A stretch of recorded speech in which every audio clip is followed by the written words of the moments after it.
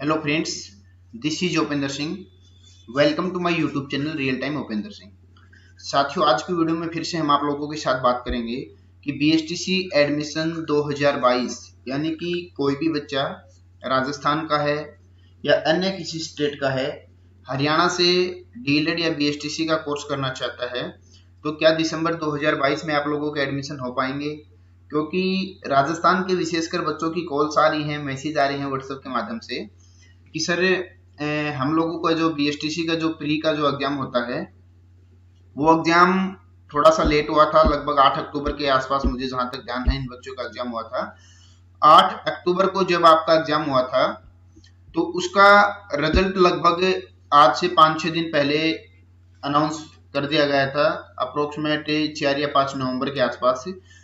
तो बच्चों का डाउट है कि सर किसी कारण से हम राजस्थान में काउंसलिंग में हमारा नाम नहीं आ पाया, तो क्या अब हम हरियाणा में बीएसटीसी में एडमिशन ले सकते हैं?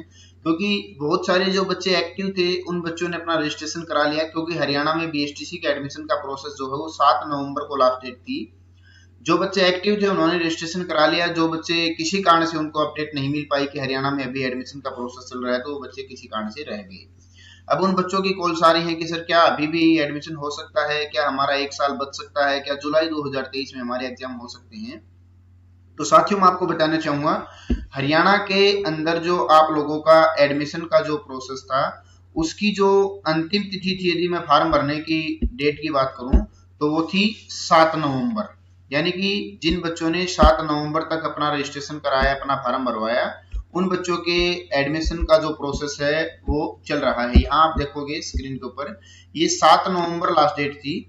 बट अब आपको बताना चाहूंगा, जिन बच्चों ने 7 नवंबर तक अपना रजिस्ट्रेशन करवा लिया था उन बच्चों का काउंसलिंग का जो प्रोसेस है वो स्टार्ट हो गया है 10 नवंबर 2022 से। यानी कि 10/11/2022 से आपका जो एडमिशन का प्रोसेस है वो एससीईआरटी के द्वारा स्टार्ट कर दिया गया है।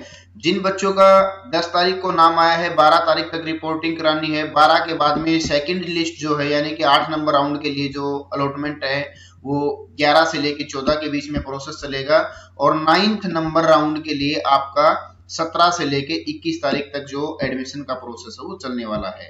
तो साथियों, आपको बताना चाहूंगा, जो बच्चे अभी भी बीएसटीसी हरियाणा से करना चाहते हैं उन बच्चों के लिए एक गुड न्यूज हो सकती है कि हरियाणा के अंदर जो लास्ट काउंसलिंग है 21 नवंबर जो अंतिम तिथि है, जो 9th राउंड के बच्चों का एडमिशन होगा, उसके बाद में जो भी वैकेंट सीटें हरियाणा के अंदर बीएसटीसी के कॉलेजों के अंदर रहेंगी उसके लिए एक बार फिर से लिंक एक्टिवेट होने की संभावना है। और जहां तक हमारा मानना है, गुप्त सूत्रों के माध्यम से हमें अपडेट मिली है कि 25-26 नवंबर के आसपास आप लोगों का जो 10th 11th और 12th यानी कि 3 राउंड की काउंसलिंग के लिए फिर से लिंक एक्टिवेट हो सकता है।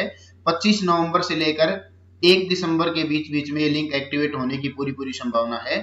तो जो बच्चे किसी भी कारण से हरियाणा के अंदर बीएसटीसी में एडमिशन नहीं ले पाए, उन बच्चों को एक चांस और मिलेगा। दिसंबर 2022 के अंदर आप एडमिशन हरियाणा में ले पाएंगे और आप अपना साल बचा पाएंगे। यदि ऐसा होता है, लिंक एक्टिवेट होता है, तो बहुत अच्छी बात है, आप लोगों के लिए बेनिफिट है, आप लोग साल बचा सकते हैं।